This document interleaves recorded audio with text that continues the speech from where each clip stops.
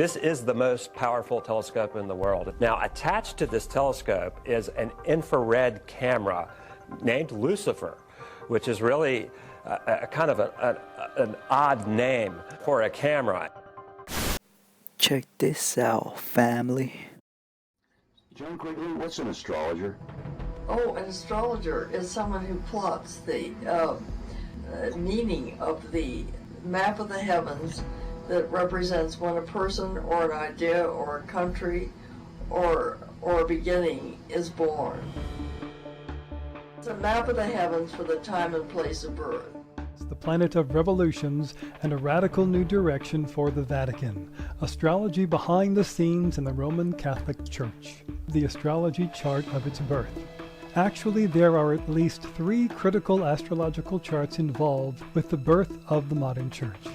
So the Vatican Observatory has ties that go back several hundreds of years. The Vatican Advanced Technology Telescope.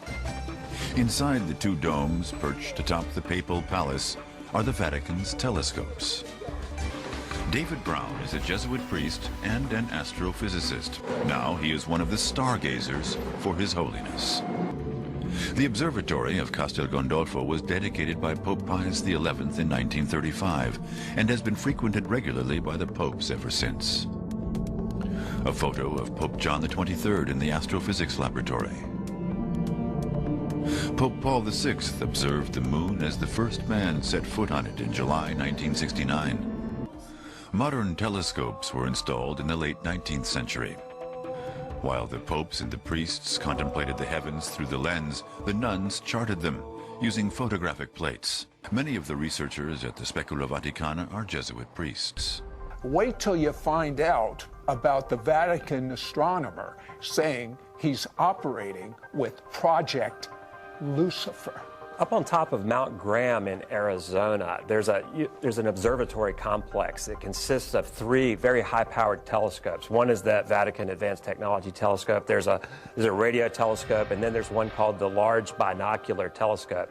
This is the most powerful telescope in the world. Now, attached to this telescope is an infrared camera named Lucifer, which is really a kind of an odd name for a camera.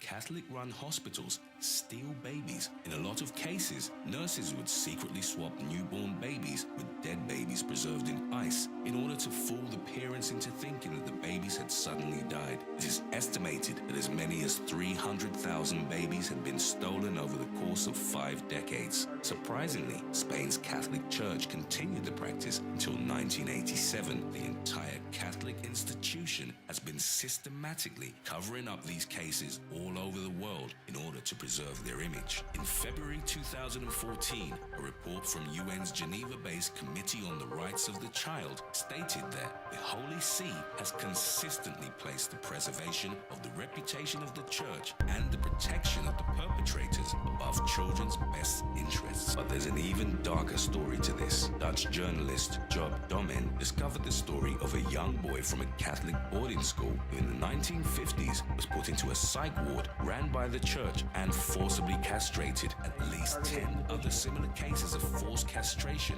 have been committed by the Dutch Catholic Church. This is the Jesuit oath. I do further promise and declare that I will have no opinion or will of my own, or any mental reservation whatever, even as a corpse or cadaver, but will unhesitatingly obey each and every command that I may receive from my superiors in the militia of the Pope. I furthermore promise and declare that I will make and wage relentless war, as I am directed to do, to extirpate and exterminate Protestants and liberals from the face of the whole earth. I will neither spare age, sex, or condition. I will hang, burn, waste, boil, flay, strangle, and bury alive these infamous heretics, rip up the stomachs and wombs of their women, and crush their infants' heads against the wall, in order to annihilate forever their execrable race. If you want it all, you cannot be distracted by the illusion you have created.